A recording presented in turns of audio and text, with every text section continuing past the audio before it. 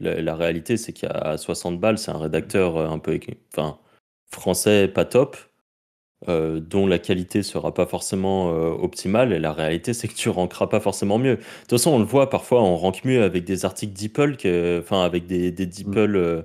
Tu prends un site ricain, tu le traduis en français et ça rank. Et parfois, tu vas payer un rédacteur cher et tu vas pas ranker en fait.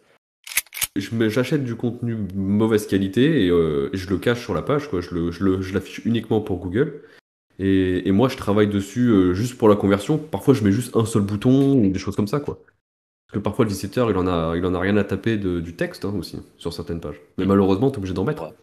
Moi, sur ce biz précisément, je ne fais plus rien du tout. C'est-à-dire que tout est sous-traité de A à Z, de la recherche de mots-clés jusqu'au... En fait, le seul truc, c'est que je monte le site, j'achète le nom de domaine, je monte le site, et derrière, tout est absolument pris en charge par mon équipe, avec des gens qui sont formés avec des process bien précis, etc. Et ça, en fait, je pense que ça a toujours été mon kiff de faire ça, pour le coup, de gérer de l'humain et de processiser ce que je fais pour en faire quelque chose d'assez automatique.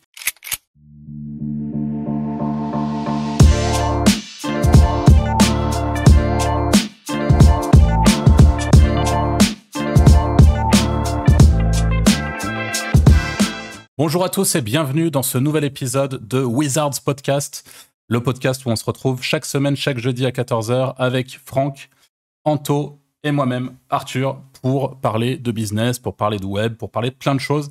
Et aujourd'hui, on parle d'un sujet j'allais dire différent, mais oui, forcément différent de la semaine dernière, c'est le sujet de le fait de déléguer. Bon, j'allais dire la délégation, mais je suis même pas sûr qu'on puisse se dire comme ça, mais le fait de déléguer des tâches dans son business, que ça soit, on va vous parler de plein de choses. Forcément, aujourd'hui, on va vous parler de ce que nous, potentiellement, on a délégué dans le passé, ce qu'on délègue aujourd'hui, ce qu'on délègue moins. Bon, je pense qu'on a des avis et des façons de faire assez différentes. Comme d'habitude, c'est ce qui fait l'intérêt de Wizard Podcast. Qui est-ce qui veut commencer à s'exprimer sur le fait de déléguer?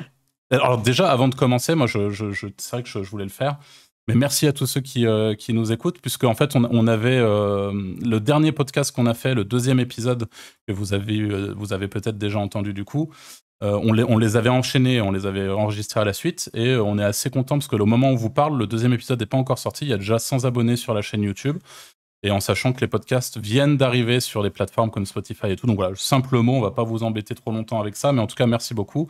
Très content de voir que ça a l'air de vous plaire. N'hésitez pas, comme d'habitude, à nous taguer sur Discord, à nous suivre sur Discord, sur Discord aussi, puisqu'on a un serveur Discord Wizard Podcast, mais j'allais dire sur Twitter, pour nous poser des questions, pour réagir, critiquer le podcast, que ça soit de manière positive ou négative, tant que c'est constructif. On va pas s'étaler plus que ça, mais en tout cas, merci pour vos écoutes, c'est très chouette. Et par rapport du coup au fait de déléguer, vas-y Franck, je te laisse commencer avec ce sujet. Tu commences avec le pire parce que moi je suis éclaté en délégation. Bah c'est pas grave, Mais tu peux... ah bah ouais, je sais. Moi j'ai un gros problème sur le fait de déléguer.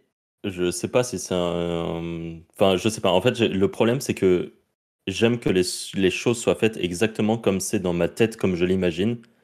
Et le problème c'est que quand je délègue, c'est jamais exactement comme je voudrais. Et en fait, j'ai un énorme biais avec ça. Je sais que je suis très mauvais pour déléguer. C'est une vraie problématique d'ailleurs pour avancer, hein. C'est vraiment pour trouver les perles rares qui vont me permettre de déléguer bien. C'est vraiment problématique. Quand je trouve quelqu'un, je fais vraiment en sorte de les garder longtemps parce que je sais que je vais galérer à trouver quelqu'un. J'ai du mal à déléguer parce que ça sera pas comme je veux. Et en fait, le problème, c'est qu'après, je vais passer, moi, en temps perso, beaucoup de temps à retravailler. Par exemple, si je délègue du contenu, il m'a fallu très longtemps avant d'accepter que le contenu ne sera pas parfait comme je veux. Il m'a fallu très longtemps pour d'ailleurs ne pas tout relire sans exception, comme un psychopathe, aller modifier tous les petits trucs et tout. La réalité, c'est que maintenant, je laisse beaucoup passer. En fait, j'ai pas mal de sites et que j'ai plus le temps de relire tout ça parce que sinon, juste, je passerai ma vie à faire ça. Au pire, il faudrait que je prenne un content manager et donc je délègue cette partie aussi. C'est sans doute la meilleure solution hein, qu'il faudrait que je mette en place, que je n'ai pas fait. Mais voilà, pour moi, déléguer, c'est toujours quelque chose d'assez compliqué Je sais que vous, par exemple, vous deux, vous êtes bien meilleurs que moi sur ça. Je sais qu'Arthur, toi, tu sais très bien faire des process. Tu sais très bien trouver des personnes, leur expliquer comment tu veux que ça soit fait. Je sais qu'Anto, toi, tu n'as aucun problème à aller sur Upwork, poster une annonce et il y a un mec qui va faire le taf que tu veux. Ouais, Je mais sais que... que sur que sur les parties que je maîtrise pas, que sur du dev par exemple. Parce que dans les autres trucs où je maîtrise, je suis comme toi, je trouve que le travail il est jamais fait correctement comme je le veux. Ouais. Par Alors, contre, Et, sur du dev où j'ai aucune connaissance et où je vais passer 3000 ans à faire un script alors que le mec il va le faire pour 10 balles, ça par contre, ouais, je vais sur Upwork en 2 secondes, c'est fait quoi. alors ça, c'est intéressant parce que du coup, est-ce que c'est vraiment délégué? Si tu Ah bah non, délègues ouais, pas vraiment. finalement que Ouais, ce que pas tu ne sais vraiment. pas faire, ça veut dire que Ouais, c'est pas vraiment la délégation. tout le reste, est-ce que tu le fais toujours toi-même, quoi qu'il arrive? Ouais. Bon. Après, ça, c'est un long sujet. Et je sais que c'est d'ailleurs C'est d'ailleurs. mais c'est un vrai problème de scaling, hein. ouais. Parce que pour scaler, de toute façon, tu es obligé de déléguer, en fait. Ou alors, c'est que toi-même, tu es prêt à te lever à 8 h du mat et à te coucher à minuit pour faire la rédaction, écrire 5 ou 6 000 mots par jour, faire tes liens, faire tes sites. Là, je parle juste en mode édition de site, mais bon, même pour quelqu'un qui a un biz normal, tu peux plus être le commercial, le gérant de la boîte, gérer l'administration, gérer le management. Il y a juste un moment où tu peux plus, en fait. Si tu as envie de devenir vraiment big, c'est impossible. Et c'est une question qui est assez intéressante parce qu'en fait, on se rend compte quand on sonde que peu importe le type d'entrepreneur, moi j'écoute beaucoup de podcasts d'entrepreneuriat de manière très très large. Donc je pense notamment à Stan Leloup de Marketing Mania. Je pense notamment à des youtubeurs de n'importe quelle audience qui font des podcasts pour parler de leur business sur YouTube, qui est aussi un business à part entière avec des process bien différents des nôtres, puisque nous trois, on est principalement éditeurs de sites, on va dire ça comme ça. Mais en fait, on voit que les grosses lacunes, par exemple, d'un Stan Leloup, qui est un très gros entrepreneur, avec du succès, hein. C'est un mec qui vend beaucoup en infoprenariat, qui fait du super taf sur YouTube. C'est un mec qui est très carré dans ses process aussi. Je crois qu'aujourd'hui, il en est au stade où il a quand même une petite équipe et il arrive quand même à déléguer, mais pendant très longtemps, il me semble en tout cas au travers de ses podcasts, que l'une de ses grosses lacunes, c'était justement de ne pas réussir à faire confiance à quelqu'un d'autre pour faire la tâche qu'on sait faire nous, en fait. Ce qui, pour le coup, est pas du tout quelque chose d'exotique. Il y a plein de gens, et à commencer par vous deux, hein, par exemple, qui ont vraiment du mal justement à se dire, vas-y, ça, je le sous-traite, je vais faire plus de volume, ça sera peut-être pas parfait, ou je vais peut-être devoir repasser dessus, etc. Mais ça sera fait par quelqu'un d'autre que moi, et du coup, moi, je sauvegarde mon temps pour faire autre chose. Moi, j'ai un avis qui est assez tranché là-dessus, c'est-à-dire que en gros, moi, je considère pour le coup que je suis le complet opposé de ce que peut être Franck, ce qui a ses avantages, mais aussi ses inconvénients. C'est-à-dire que moi, pour le coup, je sous-traite presque tout ce que je fais aujourd'hui. Bon, après, en soi, typiquement, aujourd'hui, j'ai un de mes business qui est basé sur l'édition de sites qui ont vocation à vendre des liens, donc quelque chose d'assez traditionnel dans les biz web d'aujourd'hui. Donc, c'est des sites qui sont là pour mettre du contenu en ligne, contenu qui est souvent généré au moins partiellement avec de l'intelligence artificielle, et on aura sans doute l'occasion, à chaque podcast, on dit ça, on aura l'occasion de vous reparler de ça dans un podcast, mais c'est vrai. Et en fait, j'ai ce truc où, pour le coup, moi, sur ce biz précisément, je ne fais plus rien du tout. C'est-à-dire que tout est sous-traité de A à Z, de la recherche de mots-clés jusqu'au... en fait, le seul truc, c'est que je monte le site, j'achète le nom de domaine, je monte le site, et derrière, tout est absolument pris en charge par mon équipe, avec des gens qui sont formés avec des process bien précis, etc. Et ça, en fait, je pense que ça a toujours été mon kiff de faire ça, pour le coup, de gérer de l'humain et de processiser ce que je fais pour en faire quelque chose d'assez automatique. Mais je suis absolument pas attaché à cette espèce de forme de qualité que je suis le seul à pouvoir produire et tout. Je vous donne un exemple concret. Hier, je bossais sur un de mes monésites, donc que je dissocie complètement du côté vente de liens qui est un peu plus brouillon, on va dire ça comme ça.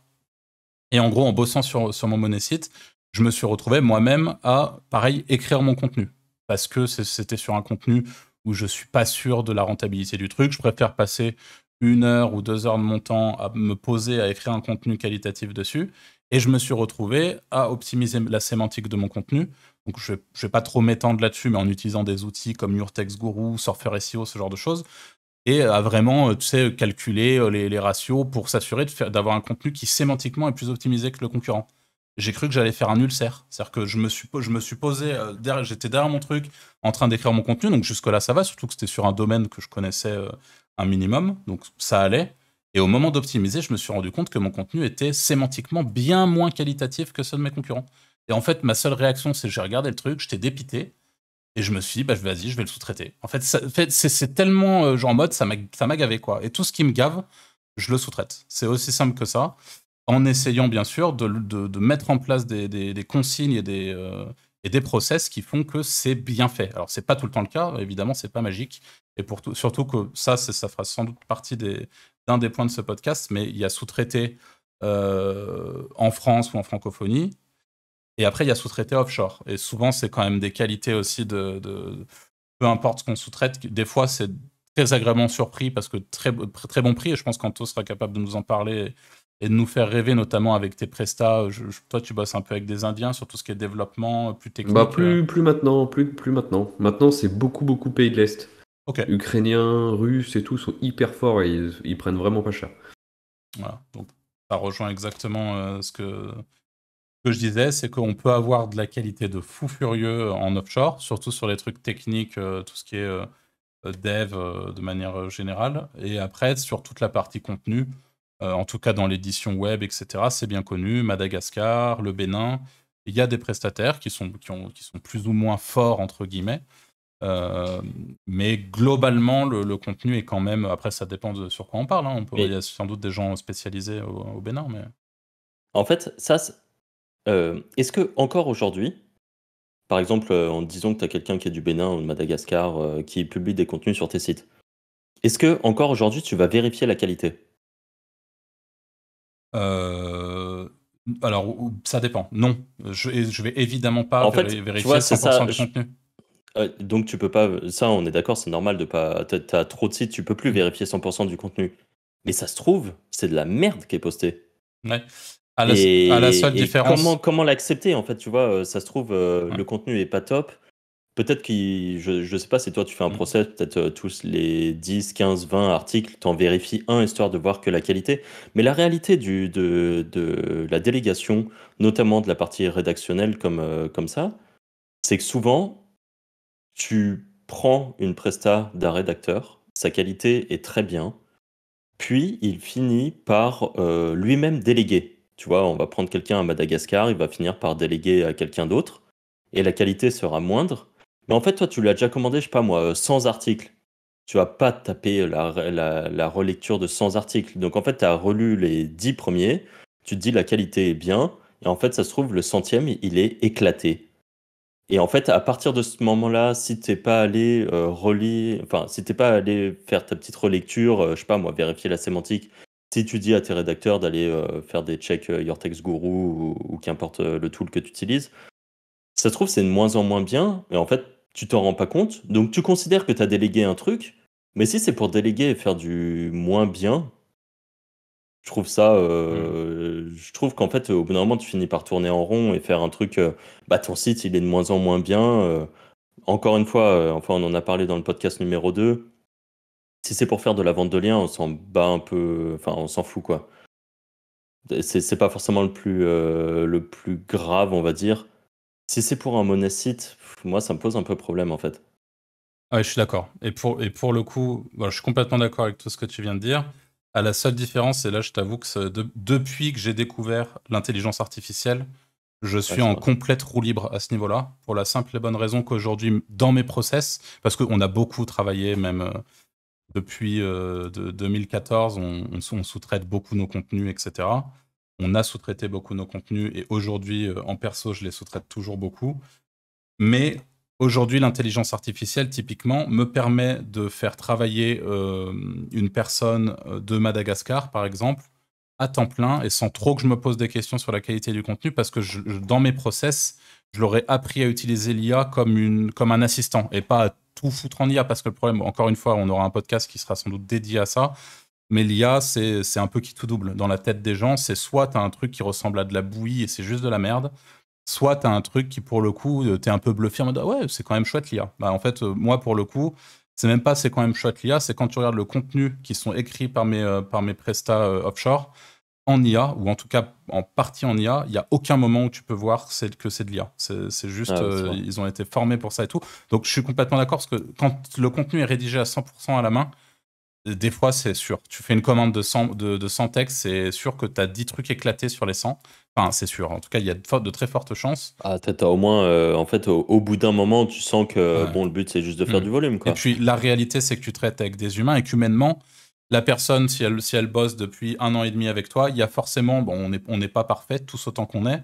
Et il y a des moments où on se relâche un peu, il y a des moments où on se dit, Mhm. bon, là, un peu fatigué aujourd'hui, donc un peu éclaté, hop, t'écris de la merde. Non, mais c'est vrai, mais le texte, c'est qu'on a fait aller. De toute façon, on s'en bat les couilles, il regarde pas, tu vois. Et c'est vrai. Un c'est- petit coup de DeepL.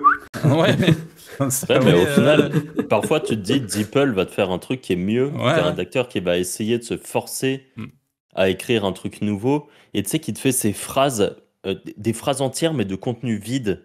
Je sais pas si Ouais, vous juste pour voyez faire les là. mots, quoi. Ouais, c'est ça, juste pour faire du mot, en fait. C'est des phrases vides de sens. Mais moi, il y a un moment, quand je commandais mon contenu au rédacteur, je lui demandais qu'il fallait qu'il évite ces phrases vides de sens, en fait. Que tout ce qu'il amène, toutes les phrases qu'il écrit, fallait qu'elles aient une utilité. Et pas de phrases bateaux, là, qui sont juste faits pour gratter 200 mots sur ton article 2000. C'est assez complexe sur cette partie. Mais c'est vrai que toi, Arthur, t'es meilleur sur ce genre de truc, notamment sur la partie IA. Et d'ailleurs, ça me fait penser, je viens de voir que Bulldoze, je crois que c'est François Tréca qui est Ouais, derrière. ouais, ouais.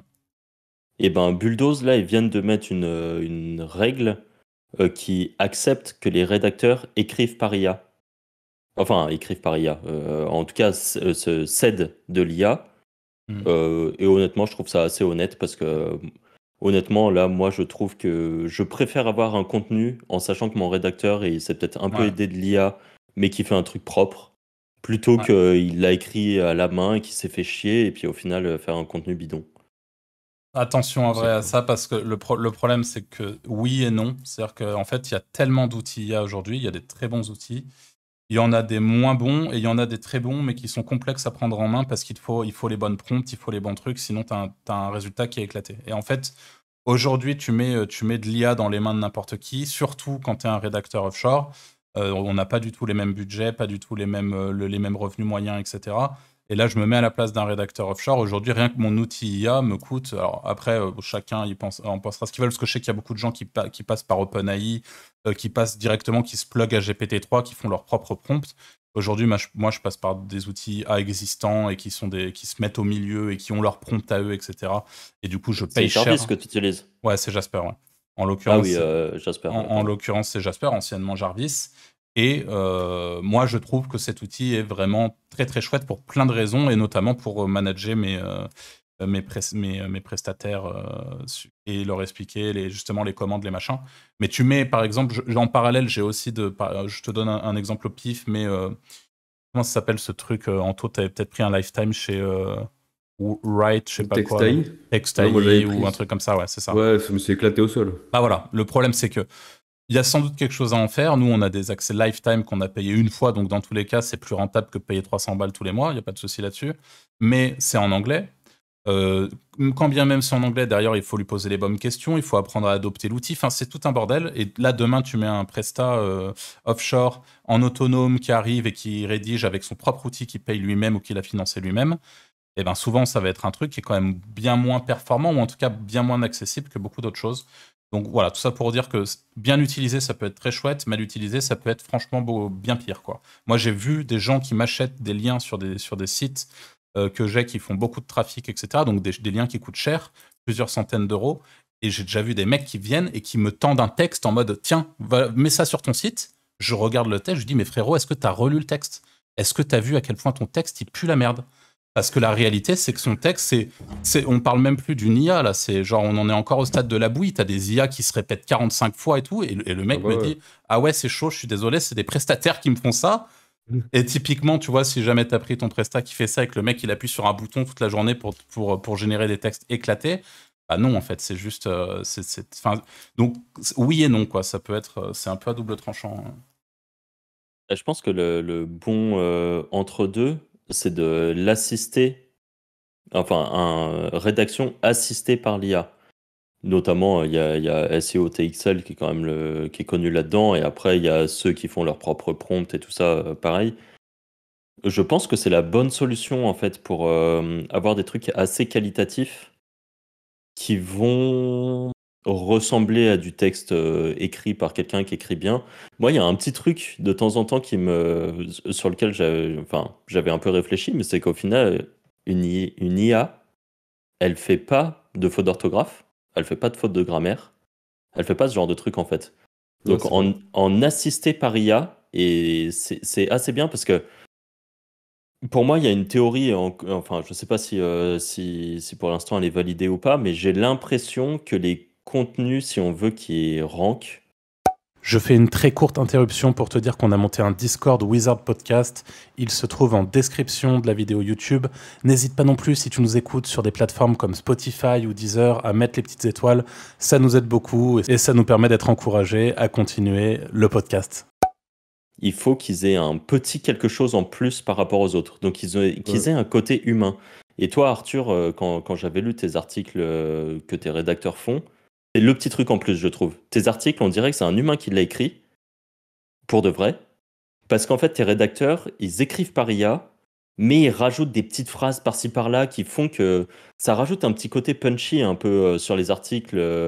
On sent qu'il y a vraiment quelqu'un qui est derrière. Et en fait, tu prendrais tu vois, typiquement, on sait que la vente de liens sur tous les blogs en mode féminin, avec tous les trucs après, parce que tu peux acheter du lien sur absolument tout sur ce type de blog. Et ben, tes rédacteurs, ils sont capables de rajouter ce petit truc en plus qui font que ça fait très réaliste en fait. Hmm. Tu pourrais croire que c'est la fille qui parle sur son blog, qui écrit son petit article et en fait je trouve que ça c'est la diff. C'est vraiment le truc principal en fait.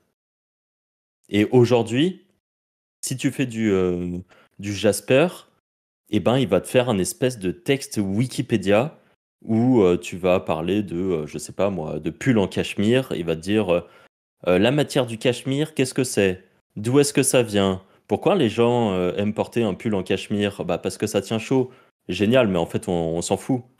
Si tu veux un truc qui rank, il faut qu'il y ait un côté un peu humain Ouais. qui vient se greffer là-dessus.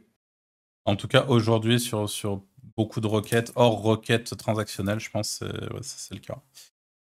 Parce que je pense que sur les requêtes transactionnelles, enfin, c'est moins, globalement, Google est moins regardant. Et que, C'est surtout aussi si tu veux travailler ta conversion, parce que le problème du texte IA, c'est que il y a pas le marketing, quoi. bah, sur Jasper, en vrai, je te promets que tu peux Ah ouais? l'orienter. Ouais, ouais, c'est vraiment fort, hein. Après, pour tous ceux que ça intéresse, j'ai pour le coup sur mon blog, je parle beaucoup d'IA et notamment de Jasper et tout. Donc pour aller plus loin, parce que je pense qu'on va pas trop s'étendre sur l'IA aujourd'hui non plus. On va peut-être revenir sur le sujet plus axé Presta. Non pas que ce soit pas intéressant, mais je pense que ça mérite vraiment un épisode dédié à ça et qu'on puisse bien creuser le sujet. Moi, la question que je voulais poser à Anto, par exemple, c'est est-ce que aujourd'hui, ça t'arrive encore de prendre des prestats français, par exemple, de pas passer par de l'offshore? Non. Non. Et toi, Franck? Non, jamais. La réalité, c'est que C'est trop cher. c'est trop cher, ouais, c'est ça. C'est trop cher pour une qualité que tu n'auras pas forcément. Après ça, tu as toujours les problématiques. C'est surtout que dans l'affiliation, t'as pas des. Enfin, t'es quand même capé. Ton site, il va pas faire des millions ni des milliers. Donc, tu peux pas te permettre d'acheter des textes à 200 € ou 300 €, quoi. Hmm. C'est le problème, Sinon, hein. Tu vois, tu as des plateformes de rédaction avec des vrais rédacteurs. Franchement, tu touches un 1000 mots correct à 60 ou 70 balles, écrit par un Français. Enfin, c'est un miracle. La réalité, c'est qu'à 60 balles, c'est un rédacteur un peu enfin, français pas top, dont la qualité sera pas forcément optimale. Et la réalité, c'est que tu rankeras pas forcément mieux. De toute façon, on le voit parfois, on rank mieux avec des articles DeepL, enfin, avec des DeepL. Tu prends un site ricain, tu le traduis en français et ça rank. Et parfois, tu vas payer un rédacteur cher et tu vas pas ranker en fait. C'est. C'est assez. Enfin, franchement, non. Moi, je travaille pas avec des Français la plupart du temps. Ce qui est un peu problématique parce que t'as toutes ces problématiques où on te dit ah ouais, mais pourquoi tu fais pas travailler des Français c'est malsain de faire travailler des malgaches ou je sais pas quoi. Bon, chacun a son point de vue sur ce genre de truc. Ah, c'est que Toi, dans l'édition, t'es obligé. Enfin, ouais, pour des questions de coût, t'es obligé. Sinon, t'es pas Ouais. rentable. Après, je pense, peut-être que nous, on n'est pas concernés, mais encore une fois, je pense que là, on est dans un espèce de microcosme, mais la réalité, c'est que tu as certains, même éditeurs, tu vois, sur des gros sites de niche, très spécialisés et tout, qui vont justement faire, j'allais dire l'effort, mais c'est pas qu'un effort, c'est aussi pour se positionner et avoir un vrai côté pro, mais d'aller chercher des spécialistes, tu vois, pour Ah, parler d'un sujet, aller chercher quelqu'un qui a ça pour moi, vraiment c'est une... différent pour le coup. Ouais, mais Parce que là, ça reste un prestat. ouais, c'est sûr que ça reste un prestat, mais tu vas prendre, tu vois, Anto me parlait hier d'un gros site média dédié santé, par exemple, qui a une équipe au Bénin, quoi. Ouais, très gros site santé. Ouais. Très gros site, ouais. Donc, bon, Les fameux mystères d'Anto. les fameux mystères, mais bon, voilà, un très gros site santé, il y en a quelques-uns en France. S'il y en a un qui le fait, c'est que tout le monde le fait. Bon, bah, leur équipe, elle est au Bénin. Ouais. Tout comme d'ailleurs, dans le même style, il y a des très gros sites médias qui aujourd'hui sont en full IA de A à Z, et depuis des années déjà. Mais là, par contre, pour revenir sur le gros site média, enfin, de santé, ce que je trouve pas ouf, c'est que c'est des ghostwriters, quoi, derrière. C'est que c'est des Béninois qui écrivent, et alors que sur le site, c'est écrit médecin, quoi. C'est ça que je trouve ouf, tu vois. C'est sûr que ça, c'est un peu. Bah tiens, dans le premier podcast, on parlait de l'éthique. On parlait de l'éthique et du fait de tu dois Ouais. toujours faire du sale. Bon, bah, la réalité, c'est que même quand t'es big, tu continues à faire du sale, en fait. Ouais, c'est le jeu, je suppose. Mais ouais. Ça a l'histoire légalement, par contre, ça. Bah, je sais pas. Peut-être que c'est des médecins au Bénin, hein, et au final, t'as le droit de Peut-être, marquer ouais. qu'ils sont Ah médecins. ouais, bah, j'avoue. Vraiment. À worse. Ouais. Mais voilà, ouais, c'est. Toi, tu prends des Français, Arthur, parfois? Je, Pour certains trucs? je pense, alors actuellement non, mais je pense que je pourrais le faire justement dans des cas très spécifiques, sur des sites qui nécessitent une vraie expertise, quoi. En tout cas, une chose est sûre, c'est que je ne prends pas, je ne fais pas de contenu offshore sur des monésites. Donc en fait, la réalité, c'est qu'aujourd'hui, je vous rejoins un peu. C'est soit quand je travaille sur des monésites qui m'appartiennent, soit je rédige moi-même, soit je sous-traite à des Français. Et maintenant que je réfléchis un peu, oui, ça m'arrive quand même de sous-traiter à des Français. Mais évidemment, c'est plus cher. Après, par rapport à ce que tu disais tout à l'heure, le fait que 60 balles pour 1000 mots, etc., la réalité, c'est que un vrai rédacteur aujourd'hui, dont c'est le métier, c'est des tarifs bien plus élevés que ça qu'il applique, pour la Ah, je simple et bonne sais. raison, c'est qu'on est en France, et qu'en France, de toute façon, si tu mets pas des vrais tarifs pour tes prestats, bah, tu finis sous un pont, quoi, en fait. Hein. Avec les Ouais. impôts et tout, Et c'est puis, si un rédacteur fait vraiment le travail de recherche, ça demande quand même du temps. de ouf, carrément. Ouais. Hein. C'est... Surtout si Par, tu connais pas le sujet et tout. Hein. par contre, moi, un rédac, si je le paye 100 ou 150 balles ou même 200 balles, il y a intérêt à avoir un SEO parfait, un copywriting qui est parfait aussi. Et en fait, déjà, lier copywriting et SEO, c'est pas facile. La réalité, c'est qu'en général, soit tu fais du copywriting pour Ouais. vendre et ta page de vente, elle est poussée par de la publicité, soit tu fais du SEO et bon, bah voilà, t'as la qualité que tu veux. Faire les deux en même temps, c'est super dur. Et par contre, en vrai, Ouais. Après, moi, j'utilise pas mal le clocking, tu vois, pour ces genres de problématiques. En vrai, Ok. ouais, ouais, c'est vrai que. En gros, Toujours aujourd'hui sur tes monésites, tu peux ouais, sur certaines réexpliquer requêtes, vite fait en taux ce que ça euh, représente le eh clocking ben, dans j'achète du contenu mauvaise qualité et je le cache sur la page, quoi. Je l'affiche uniquement pour Google. Et moi, je travaille dessus juste pour la conversion. Parfois, je mets juste un seul bouton ou des choses comme ça, quoi. Parce que parfois, le visiteur, il en a rien à taper du texte hein, aussi, sur certaines pages. Mais hmm, malheureusement, t'es obligé d'en mettre. ouais. D'ailleurs, tiens, peut-être pour les gens qui regardent, est-ce que le contenu caché dans les FAQ là, qui se ferme et se réouvre, c'est bien crawlé et tout ça? Ouais. Donc au final, ça peut être une solution pour cacher une bonne Ah partie bah du oui, oui, contenu. clairement. Je pense que c'est peut-être le mieux à faire actuellement pour des pages transactionnelles en tout cas. vraiment à but Bah, de convertir ouais. ou Bah, c'est renvoyer un peu sur ce une que page font tous les d'affiliation. e-commerce, tous les gros e-commerce sur les catégories avec quand tu tapes enfin n'importe quel gros e-commerce, il te met un pavé de texte en haut en bas avec affiché plus et voilà quoi. Bah, tu regardes tous les sites de CBD, par exemple, ils Ouais, ont voilà. toutes les fleurs CBD en haut, et en dessous, ils ont genre 2, 3, 4 000 mots, Ouais, parfois voilà. sur le sujet des fleurs de CBD, où ils vont Ça peut tout être une raconter les solution vies de la fleur. si tu veux pas dépenser beaucoup en délégation, en rédaction, etc. quoi. Ça peut être une Ouais. solution. Donc Est-ce techniquement, que, t'es pas censé cacher ton contenu, quoi. Pas censé te bloquer. techniquement, ouais. Bah, après, Voilà. il y en a beaucoup qui le font. Et juste pour déléguer, vous utilisez quoi comme plateforme, vous? Bah moi, Upwork, que ça. C'est C'est vrai que génial. c'est vrai que toi, t'es un gros user de Upwork, quand même. Moi, Ce qui est bien avec j'utilise. Upwork, c'est que ouais, tu postes une annonce et c'est comme une offre, ouais, comme une offre d'emploi. Après, tu reçois tes candidatures et tout. Tu peux trier les mecs, tu peux leur faire des tests. T'as leur appli aussi qui permet de vérifier s'ils travaillent vraiment, si tu les payes à l'heure aussi. Ah, Donc je savais c'est pas pas mal ça. comme ça.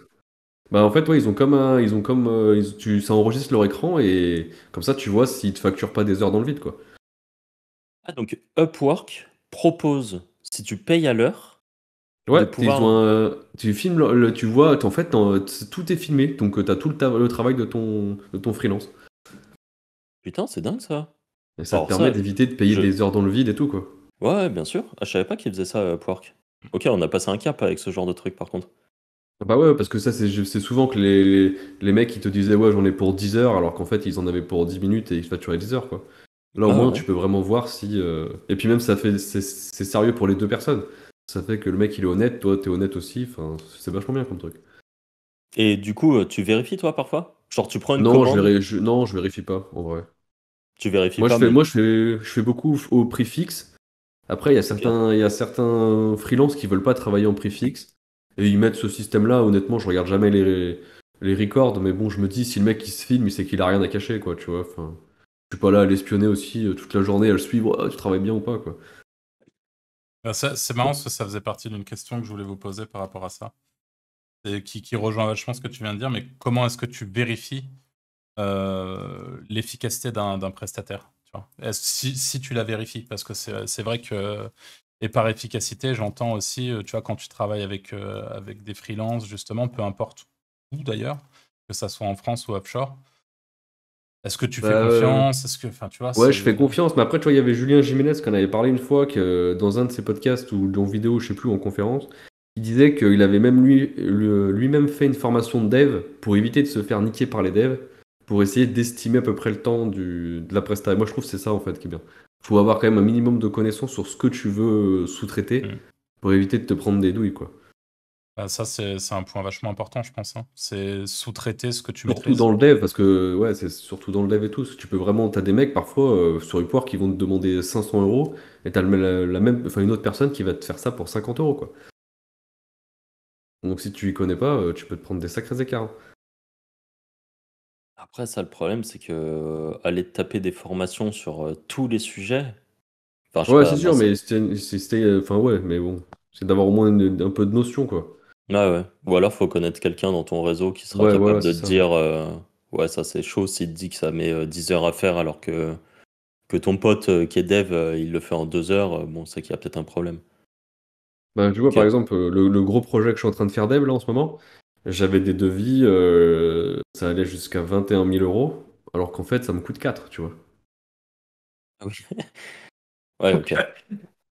Et c'est pas C'est-à-dire que. spécialement mieux fait ou mal fait à 21 ou à 4, hein. Donc, Ah ouais, c'est sûr. Arthur, toi, tu délègues par quoi? En vrai, moi, du coup, je suis beaucoup passé par mes contacts un peu historiques, ou à l'époque, je sais même plus quand on avait notre boîte à l'étranger, je sais plus trop par quoi on passait pour trouver nos prestataires. Mais je suis un peu passé de fil en aiguille par ces gens-là qui connaissent d'autres gens, etc. Et Ok. aujourd'hui, j'ai tout un process pour déléguer pour le coup. Je suis d'ailleurs pas mal passé par Bulldoze, donc une fois de plus, petit big up à François Tréca, donc bulldoze.com, si je dis pas de bêtises, mais qui est une plateforme Je sais pas. Bulldoz, qui est une plateforme qui permet, entre autres, de trouver des prestataires, que ça soit au Bénin ou à Madagascar. Et après, donc, il y a toute une phase de négociation aussi qui s'entame si jamais on veut vraiment travailler avec le prestataire. Moi, j'ai tout un système qui passe par Discord, qui me permet du coup de recruter de manière presque automatique, avec un premier test qui est mis en place. Si jamais je valide le premier test, il y a une phase de questions. Si jamais les questions sont validées également, il y a un deuxième test qui est mis en place. Et si jamais le deuxième test est passé, là, je prends la personne dans mon équipe. En gros, c'est comme ça que je fonctionne. Et tout ça est géré de manière automatique avec Discord, etc. Donc, ce qui me permet, moi, d'avoir le moins de temps investi dans le recrutement aussi, tout en ayant des recrutements assez efficaces, quoi, pour faire ce que je recherche. Donc, voilà, je dirais beaucoup les contacts de l'époque, plus Bulldoze qui m'a permis de recruter quelques prestataires aussi. Et toi? Moi, j'avais pas mal bossé avec Whitepage il y a quelques années, beaucoup moins dernièrement. Ensuite, j'ai un de mes potes qui avait vraiment fait toute une base de sélection de rédacteurs et qui, au bout d'un moment, avait moins de rédaction à donner à son rédacteur, qui était un très bon rédacteur. En fait, j'ai eu la chance de pouvoir profiter de donner un peu de contenu à ce rédac, qui est un très bon rédac avec qui maintenant je bosse depuis des années. Et en fait, c'est mon rédacteur principal sur pas mal de trucs. J'ai bossé un peu avec un rédacteur français également, qui était une personne qui était dans notre ancienne entreprise, donc en qui j'ai 100% confiance et qui m'avait fait du très bon taf, mais qui du coup coûtait 5 ou 10 fois plus cher que le rédacteur actuel. Voilà, globalement c'est ça. Et ensuite, un petit peu à l'époque, je me rappelle qu'on avait quand même posté des annonces sur JobMada. Je sais plus comment ça s'appelait je crois que c'était JobMada, hein, la plateforme de recrutement de Madagascar où il y a pas mal de rédacteurs qui sont dessus. Mais je pense que si je devais refaire les choses aujourd'hui, je passerais par Bulldoze. C'est c'est marrant parce qu'on n'arrête pas d'en parler alors que moi c'est juste j'ai vu un tweet ce matin sur Bulldoze et en fait je me rappelle avoir vu ça il y a un petit moment et en fait j'ai l'impression qu'il y a beaucoup de gens qui l'utilisent et je savais même pas que toi Arthur t'étais passé sur Bulldoze. Bah, en Et fait, si tu veux bosser... Ah, pardon, j'ai oublié un truc, oui. Parce qu'il y a Bulldoze, mais il y a aussi un groupe Facebook pour ouais, voilà. Voilà. Donc, il y a aussi, c'est vrai que beaucoup ce groupe Facebook aussi. Hein. J'ai eu beaucoup de contacts par ce Ouais. groupe Facebook. Mais c'est vrai qu'en fait, aujourd'hui, à part les groupes Facebook et Bulldoze, à ma connaissance en tout cas, si tu veux bosser avec de l'offshore, voilà, c'est un peu compliqué de passer par autre chose que ça, quoi. En fait, t'en as plein, hein, des plateformes de rédaction, la plus connue étant Whitepage. Mais après, tu as plein de services un petit peu qui font de la rédaction en plus. Souvent, les tarifs, ils commencent à monter très vite. En fait, la plateforme prend des grosses commissions, je suppose. Et tu te retrouves vite avec des textes à 30 balles les 1000 mots. Moi, je mets pas 30 balles dans un 1000 mots, en fait. C'est beaucoup trop cher. Si c'est pour faire de la vente de liens, laisse tomber. Si jamais il y a des agences ou des rédacteurs freelance français qui nous écoutent, ils vont faire une petite syncope, là. Bah ouais, mais bon, c'est 30 une balles les réalité. 1000 mots, c'est trop cher. Pas l'histoire. En tout cas, pour nous, ce Oui, qu'on bien fait, sûr, pour ce qu'on en laisse fait, tomber. ouais. Moi, je mets jamais 30 balles dans un 1000 mots. Si après, c'est pour aller le vendre, par exemple, si c'est pour de la vente de liens, payer 30 balles pour 30 balles pour un 1000 mots, le mettre sur Next Level et le vendre 50, franchement, j'ai pas le temps de bosser pour. Enfin, gérer ça pour gagner 20 balles, tu payes tes impôts dessus et ton URSSAF, c'est fini, quoi, ça sert à rien. Tu t'es payé T'achètes un, un grec. un malabar, ouais. Ouais, c'est ça. Ou un petit grec, ouais, un petit bout de grec. Ouais. Enfin bon. Et vous arrivez vraiment par contre à faire abstraction de toutes ces problématiques de potentiellement ça sera pas parfait? Anto, tu veux commencer? Ouais, mais si, non, mais parce que vu que le dev je maîtrise pas, moi je sous-traite vraiment que le dev en fait. Redac Money Site, c'est moi qui l'ai fait. Et Redac autre projet, généralement je fais du spam, donc c'est génération de contenu, scrapping, DeepL, toutes ces trucs. Donc j'ai pas besoin de Redac. Donc, donc je sous-traite vraiment que la partie dev en fait. Moi. Et moi, j'ai un espèce de problème, je dirais ça comme ça, avec le respect, en fait. C'est-à-dire que moi, je considère qu'un des trucs les plus importants pour moi, c'est d'être respecté autant que je respecte la personne. Donc, quand je vais travailler avec un prestataire, quand je parle de respect, c'est de respect par rapport justement, si le prestataire... Aujourd'hui, par exemple, je travaille avec des prestataires qui sont payés pour travailler 8 heures par jour, 5 jours par semaine, donc du lundi au vendredi. Et pour moi, je sais qu'en France, il y a un délire de plus en plus de oui, mais le bien-être de l'employé, c'est normal de faire une pause de 3 heures que Et, ton employeur te paye parce que et Happiness Manager, aller jouer au ping-pong. parce que le Covid c'était difficile et que c'est super, etc. Enfin voilà, tout ça. Mais en fait, le truc, c'est que moi, pour le coup, si je paye, c'est pour que la personne que je paye fasse le boulot et qu'il y ait un véritable respect mutuel. C'est-à-dire que moi aussi, je respecte cette personne, que je la forme à mes techniques, que je lui apporte aussi de la valeur autant que je le peux.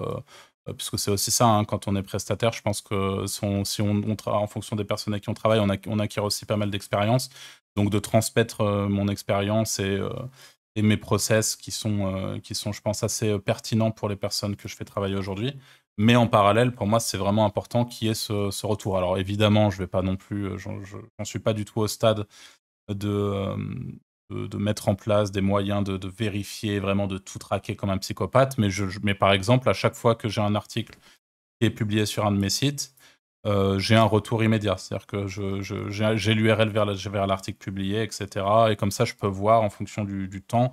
C'est un peu ma façon aujourd'hui de voir à quel point ils sont productifs, des fois un peu moins, des fois les sujets sont un peu plus compliqués. Enfin, je veux dire, je suis pas en train de dire que je suis comme un psychopathe. Ah ouais, mais cet article, tu l'as écrit en 30 minutes, celui d'avant, tu l'avais écrit en 20 minutes. Enfin, tu vois, non.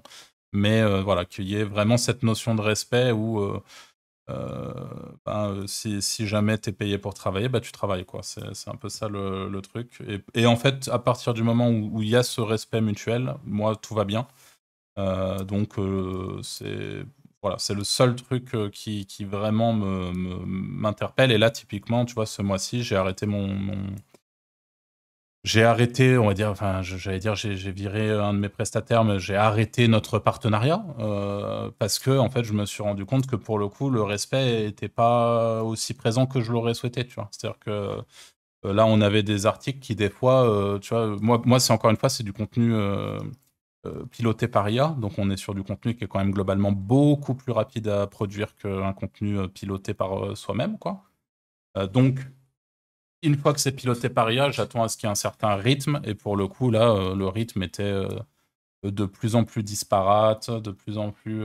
Il y a un moment où c'est bon, quoi. Genre, je vois. En fait, l'avantage de faire bosser plusieurs personnes en même temps, c'est que tu vois à quel point certaines sont productives et avancent. Et en fait, tu peux faire des comparaisons très simples entre différents profils.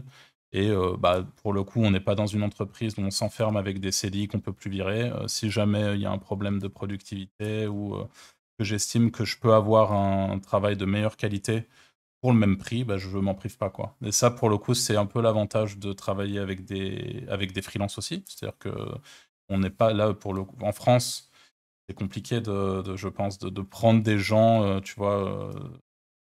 Ça, c'est encore une autre histoire et je pense que tous les trois, de toute façon, on n'a jamais embauché en France. On a embauché à l'étranger où les choses étaient plus simples. Mais en France, tu te retrouves vite. Enfin, nous, par contre, on a des amis en commun qui, eux, ont recruté en France et qui se sont retrouvés avec des histoires de fous, quoi. Des mecs qui ont fait escroquer, Mettre en en fait. arrêt maladie au premier truc. Ah bah honnêtement, moi ça m'a dégoûté, hein. Enfin, t'as des potes qui te racontent comment ça se passe en France pour recruter. C'est triste, ça donne clairement pas envie, hein. Honnêtement, après, c'est parce qu'on est dans des bises où on peut se permettre de déléguer à des gens. Ah bah, clairement. Il y a beaucoup de freelance, par exemple des freelance rédacteurs, qu'ils soient français ou offshore. On sait qu'on peut trouver, en 3 minutes, tu trouves un rédacteur, en fait. Mm. On n'est pas dans des business où on est obligé de recruter des gens en CDI, on va dire. Mais si tu montes une agence, par exemple, franchement, ça fait un peu peur, hein. Après, je pense qu'on a tous les trois, on a des points de vue très négatifs là-dessus. Mais bon, souvent c'est justifié, hein. Enfin, moi, toutes les histoires que j'ai entendues, à chaque fois, je me suis dit, waouh, c'est pas fait pour moi, en tout cas, de recruter quelqu'un en France. Et bon, c'est assez complexe. Ça me fait penser, d'ailleurs, on avait commencé à évoquer le sujet rapidement dans le premier ou le deuxième podcast, je sais plus, du fait d'embaucher donc en supposant que tu embauches en France, mais pour l'édition de site. Et en fait, moi, je me mets à la place, tu vois, typiquement si... Enfin, je me mets à la place de quelqu'un qui n'a pas trop connaissance de ce qui peut être fait sur le web. Parce qu'encore une fois, nous trois, on est assez bloqués sur l'édition de site. Parce que c'est ce qu'on fait. Donc, on est bien conscient que le sujet de déléguer, il est bien plus large que ça. Mais on parle aussi de ce qu'on connaît. Et quelqu'un qui arrive typiquement dans une boîte qui fait de l'édition, il va avoir accès aux niches de marché qui sont exploitées par la boîte. Il va avoir accès aux méthodes de travail qui sont exploitées. Il va avoir... Enfin, en fait, tu as un espèce de truc souvent... Ah, ok. C'est souvent en fait ce qu'on se dit, c'est ah bah ouais, C'est pas si dur. c'est pas si dur et ça se fait bien, tu vois. Genre voilà, c'est un peu le résumé du truc. Alors ce qui est pas, enfin, pas complètement vrai. Il y a plein de petites subtilités, plein de trucs à savoir. Mais ce qui est vrai par contre, c'est que c'est accessible à n'importe qui a envie de se donner et un minimum débrouillard à partir du moment où tu as connaissance de ce qui existe et de ce qui peut être fait. Et en fait, la réalité, c'est qu'embaucher dans ce cadre-là, c'est-à-dire hors agence et hors prestation. Donc en embauchant, en disant, voilà, aujourd'hui, on peut faire de l'argent sur Internet avec des sites qui sont pas si gros que ça, c'est-à-dire on parle pas d'un L.fr ou je sais pas quoi, et arriver à faire des sous comme ça sans avoir une usine à gaz derrière. Donc potentiellement, toi qui viens de rentrer dans mon entreprise, tu peux le faire aussi. Ce soir chez toi, tu lances le site et tout. Et c'est ça en fait l'une des difficultés. On l'avait commencé à l'évoquer parce que nous, c'est quelque chose qu'on a un petit peu... subi entre gros guillemets au moment où on a embauché pour le coup en physique, dans nos locaux, etc. avec des gens qui se sont mis à reproduire nos sites et tout. Et c'est vrai qu'en fait, c'est quelque chose d'assez commun, d'assez courant. Aujourd'hui, il y a beaucoup de gens, même dans la sphère SEO. C'est marrant de voir comment les gens tombent entre guillemets dans la marmite, quoi. Tu vois, c'est souvent ils sont sur un truc et hop, ils se rendent compte que oh, bah putain, on peut faire de l'oseille avec ça en fait. Et c'est parti. Et t'as plein de gens moi, ça me tilterait par contre. Hein. Bah ouais, mais bon.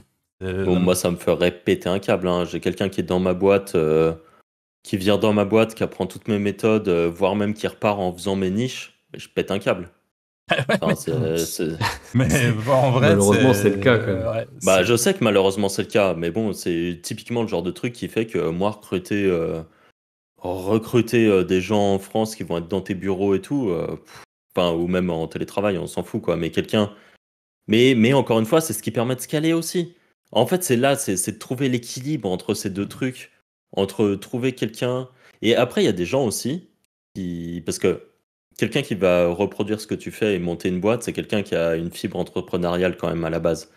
Tu as aussi des gens qui aiment ou qui en tout cas se contentent du fait d'être employés. Et ça, c'est cool quand tu arrives à trouver quelqu'un qui est compétent mais qui a envie d'être employé. Moi, j'en connais personnellement qui sont comme ça. Et franchement, t'es leur employeur, c'est le feu, quoi. Ouais. Parce que tu sais qu'à aucun moment, ils vont te douiller. C'est trop bien. Et donc, tu sais qu'ils vont bien bosser et qu'ils vont pas te douiller. Et du coup, il y a un respect mutuel. Et on en revient à cette histoire de respect qui est si importante pour moi. C'est à partir du moment où tu sais que justement, tu as un vrai respect mutuel, que ça soit de l'employé vers son employeur ou vice-versa.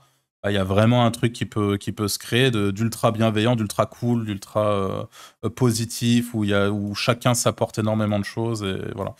Mais c'est en effet très difficile de trouver cet équilibre, de trouver des gens qui sont chauds pour venir et qui sont chauds pour rester sur le long terme et pour rester employés, quoi.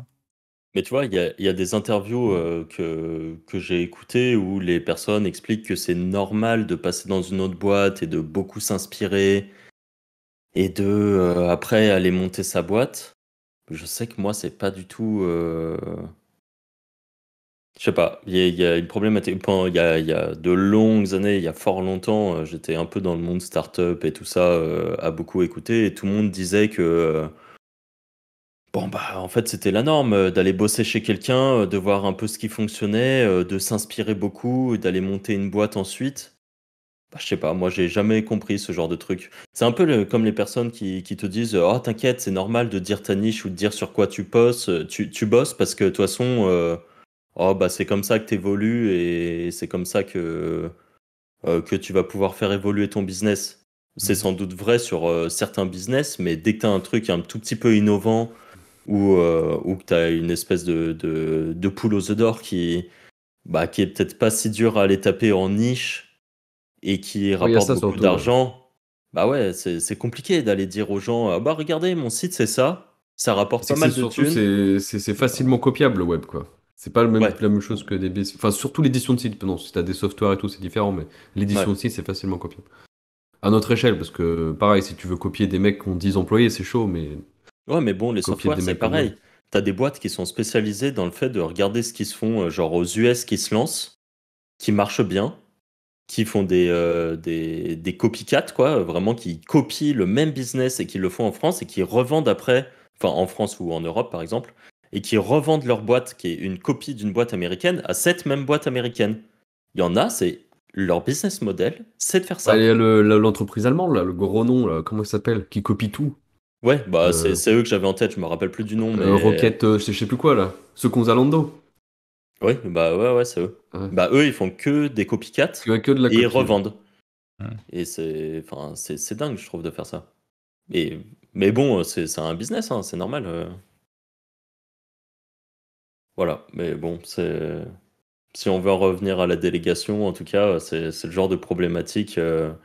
Je sais que parmi les gens qui vont nous écouter, il y en a peut-être qui vont être. Bah, il y en a qui vont être d'accord. Je pense qu'il y a beaucoup de gens qui ont du mal à déléguer. Je pense que ça a l'air d'être une problématique assez commune.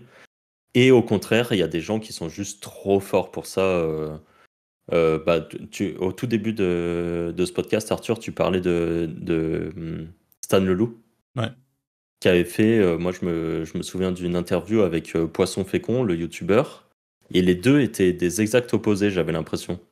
D'un côté, t'as un Stan Leloup qui a un gros business en plus, hein. Franchement, son business il tourne bien, il fait de la formation, il fait plein de trucs, et qui expliquait qu'il avait beaucoup de mal à déléguer.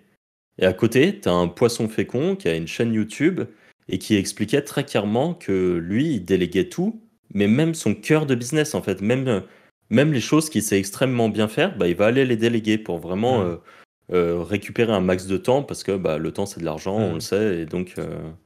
Mais je pense d'ailleurs que le truc à déléguer, au final, c'est le truc que tu sais extrêmement bien faire, mais qui est casse-couille à faire.